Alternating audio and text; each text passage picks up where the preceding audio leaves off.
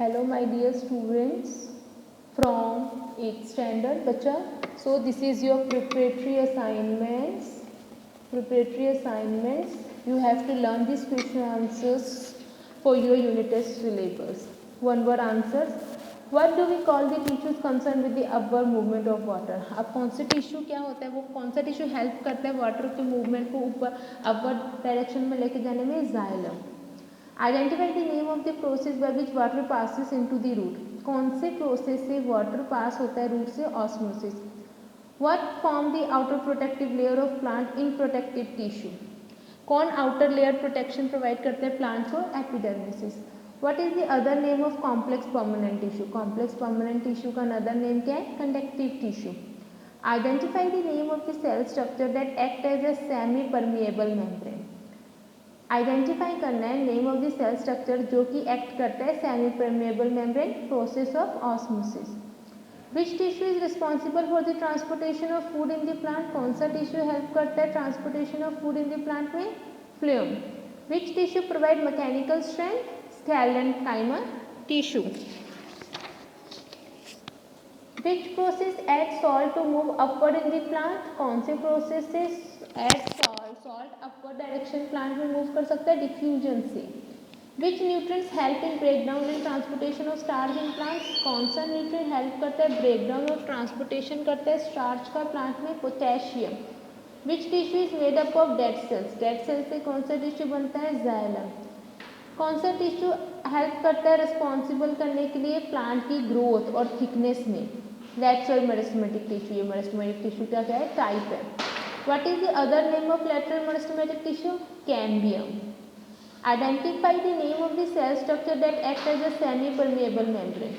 कौन सा आइडेंटिफाई करना है आपको सेल स्ट्रक्चर जो कि सेमी परमिएबल मेम्ब्रेन की तरह करता है, एक्ट करता है? Cross section cell membrane. What are the different process for which plants need water? कौन से डिफरेंट प्रोसेस से प्लांट को वाटर चाहिए? कौन से डिफरेंट प्रोसेस के लिए?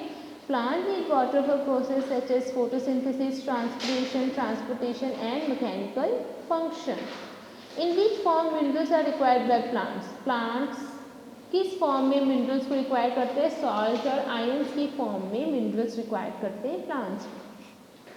Define transportation. ट्रांसपोर्टेशन क्या होता है? The process by which a substance absorbed or synthesized in one part of the plant is transferred to other part of the plant is called transportation.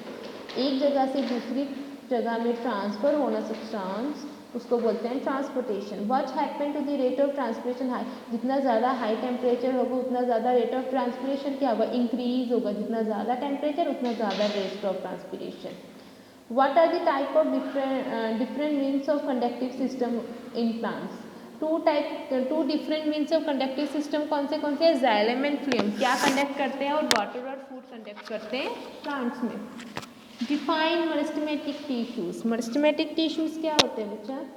The cell of meristematic tissue is thin walled with a large prominent nucleus in the centre. जो cell होते हैं meristematic tissue के वो thin होते हैं और उनके अंदर न्यूक्लियस प्रेजेंट होता है, वैक्यूल प्रेजेंट नहीं होता है और ये पूरे प्रोटोप्लाज्म के साथ भरे हुए रहते हैं. जैसे कि ये कहाँ पर प्रेजेंट होता है मेरिस्टेमेटिक टिश्यूज?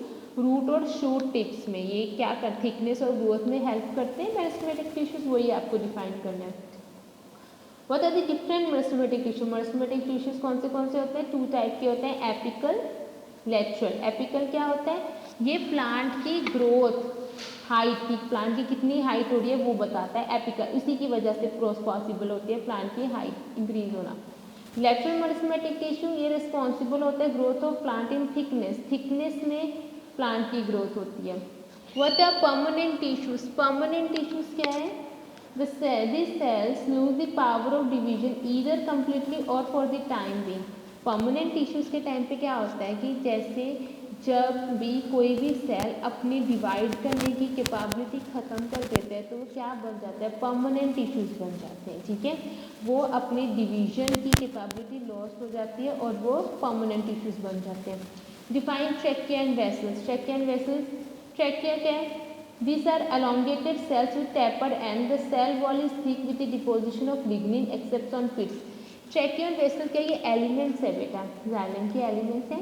ये एलोंगेटेड सेल्स हैं, इसके जो एंड्स होते हैं वो बहुत ज़्यादा टैपेड एंड्स होते हैं इस तरीके के, और सेल वॉल थिक होती है, इसके अंदर लिग्निन डिपॉजिट होता है, और छोटे छोटे पिट्स जो बोलते हैं ना, पिट्स एक्सेप्ट ऑन पिट्स। वेसल्स क्या है, सिलेंडर टाइप के स्ट्रक्चर में होता है बेटा। ये जो सेल है सीरीज के फॉर्म में लगे हुए रहते हैं और एंड टू एंड ज्वाइन होते हैं।